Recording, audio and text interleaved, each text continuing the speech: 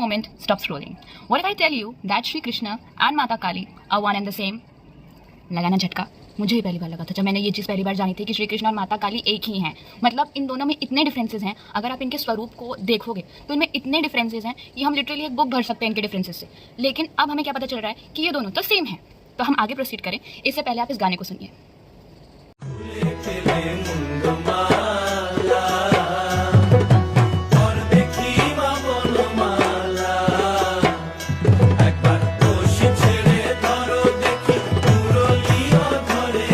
गाने में माता काली के भक्त उन्हें बोल रहे हैं कि माता आप मुंडमाला का त्याग कर दो। What is मुंडमाला?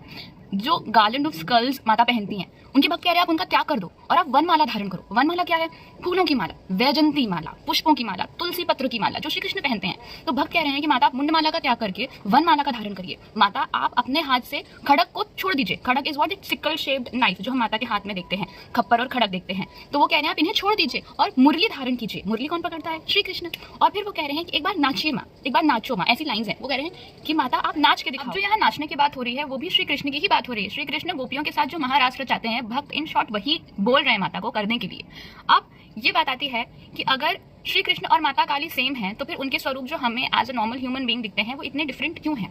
अगर हम एकदम ऊपर के लेवल पे जाकर इस चीज़ को समझने की कोशिश करेंगे, सो think for a moment. Everything that you see, everything that is created, not created, manifested, not manifested, since the beginning of creation, we don't know when the creation began because इस चीज़ का कोई जिक्र ही नहीं होता है कहीं पे, क्योंकि जो ये चल रहा है ना cycle, that is eternal, that is Sanatan. So we don't know कि ये कहाँ से शुरू हो रही है, कहाँ खत्म हो रही है. तो इसमें जितनी भी चीज़ें हैं वो सब श्री कृष्ण हैं, ठीक है. ये डेफिनेशन श्री कृष्ण की वो स्वयं देते हैं श्रीमद् भगवद गीता में जब वो अर्जुन को वो सुना रहे होते हैं, ठीक है.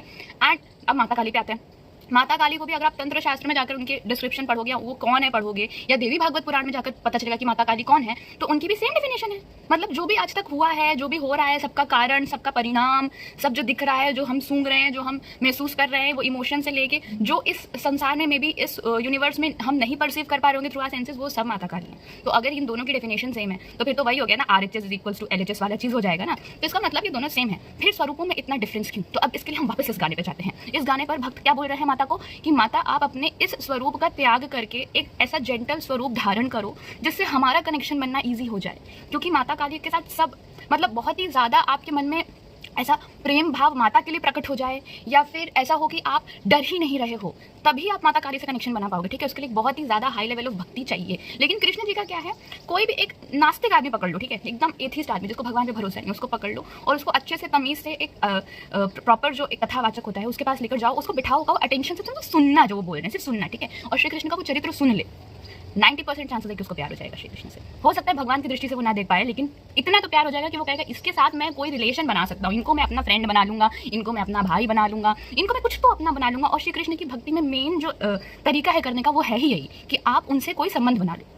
जब तक आप उनसे कोई रिश्ता नहीं बनाओगे ना, आप वो भगवान है, वो भगवान ऐसा करोगे ना, तब तक वो आपकी ज़िंदगी में उतने अच्छे से नहीं आ पाएंगे. जितनी अच्छे से वो तब आएंगे जब आप उनसे कोई रिश्ता बना लोगे. लोग अपने घर में लड्डू गोपाल रखते हैं, ठीक है, मेरी खुद के घर पे हैं, तो वहाँ पे हम क्या सोच के रखते हैं कि ये हमारे घर का छोटा बच्चा है, ये हमारे घर के छोटे लाला हैं, ऐसा बोलते हैं. तो छोटे लाला को भी छोटे लाला जैसा ट्रीट करना पड़ता है. फिर उनको ये नहीं बोल सकते कि ये तो भगवान है, इनको क्या ठंड लगेगी, ये तो भगवान है, इनको क्या भूख लगेगी, इनको क्या मिर्ची लगेगी, सब लगेगी. उनको ठंड भी लगेगी, उनको भूख भी लगेगी, उनको मिर्ची भी लगेगी, उनको मिठाई खिलाना, उनको ज़्यादा नहीं नहलाना, ये जो चीज़ें हैं ना जो बच्चे के साथ हम फॉलो करते हैं, ये हम उनके साथ करनी पड़ेगी. और ट्रस्ट भगवान का ऐसा सीन हो जाता है ना, मतलब कैसा, जितना मैंने उनको समझा मुझे ऐसा लगता है कि जब कोई व्यक्ति बहुत बड़ी पोस्ट पे पहुंच जाता है ना, ऐसे कहीं किसी कंपनी का CEO बन चुका है, या फिर उसकी ज़िंदगी ऐसी हो चुकी है कि वो बहुत ऊंची पोस्ट पे हर कोई उसको सर सर सर सर बोल रहा है, हर कोई उसको मैम मैम मैम मैम बोल रहा है, तो वो बंदा ना क्रेव करता है किसी ऐसी जगह जाने का जहाँ जाए तो उसको थोड़ा ऐसा लगे कि यहाँ कोई मुझे पहचानता नहीं है, यहाँ मैं जो चाहे वो कर सकता हूँ, किसी भी ठेले पर जाकर गोलगप्पे खा सकता हूँ, पूरा दिन मस्त घूम सकता हूँ, कोई मुझे टोकेगा रोकेगा नहीं कि तुम तो भाई इतनी ऊंची पोस्ट वाले आदमी, ऐसा नहीं बोलेगा, ठीक है. तो मुझे ऐसा लगता है कि भगवान को भी यही लगता है, हर कोई उनको भगवान भगवान है तो ईश्वर है ईश्वर, ऐसा बोल बोल के हर समय उनको फील कराता है तुम तो बहुत ऊपर हो, आप तो सब कर सकते हो, आपको तो कुछ महसूस नहीं होता,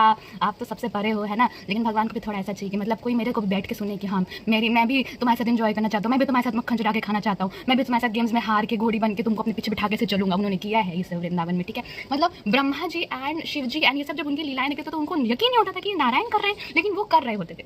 फॉर अ मोमेंट वो भी शायद एस्केपिज्म ढूंढ रहे थे, या फिर शायद वो उस बहाने से कि मैं एस्केपिज्म ढूंढ रहा हूँ, वो हमारे साथ ब्लेंड होने की कोशिश कर रहे थे, जो कि मुख्य है. मुख्य जो इस लीला का अर्थ है वो यही है कि भगवान हमारे साथ ज़िंदगी जीना चाह रहे थे ताकि हमारा उनको प्राप्त करना आसान हो जाए.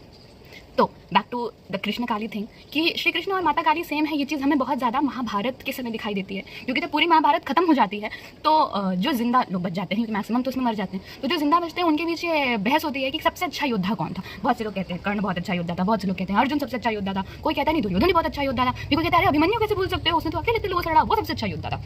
फिर होता है कि यार इसे तो बहुत ज़्यादा लड़ाई हो जाएगी, तो किसी ऐसे व्यक्ति से पूछा जाए जिसने निष्पक्ष होकर पूरा युद्ध देखा हो, तो वो जाते हैं बरबरी के पास, जिन्हें आज आप खाटू श्याम जी के नाम से जानते हैं। तो उनका जो हेड है उसको एक हिल के ऊपर एक लकड़ी का पूरा स्ट्रक्चर बना के उस पर स्थापित किया गया था, और वो पूरी महाभारत देख रहे थे। तो उनसे पूछा गया, उनके उस हेड से पूछा गया कि आप बताओ सबसे अच्छा योद्धा कौन है, आपको कौन सबसे अच्छा योद्धा लगा। तो वो क्या कहते हैं कि मैंने तो युद्धभूमि में सिवाय कृष्ण के किसी को देखा ही नहीं, मुझे तो दोनों पक्ष में सिर्फ श्री कृष्ण दिखे, सारे सैनिक कृष्ण थे, सारे रथी कृष्ण थे, सारे महारथी कृष्ण थे, वो घोड़े हाथियों चल रहे थे वो भी श्री कृष्ण थे, और जो मार रहे थे वो भी श्री कृष्ण थे, और जो मर रहे थे वो भी श्री कृष्ण थे।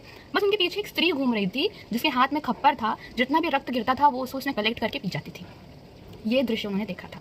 तो यहाँ कम्स के Krishna and Kali are same, because जो कृष्ण लड़ रहे हैं, जो सब पूरे युद्ध में उनको बरबरी को दिख रहे थे, वो तो कृष्ण थे, और उनकी छाया काली जो कि वो ही स्वयं है, वही उस रक्त का पान भी कर रहे थे।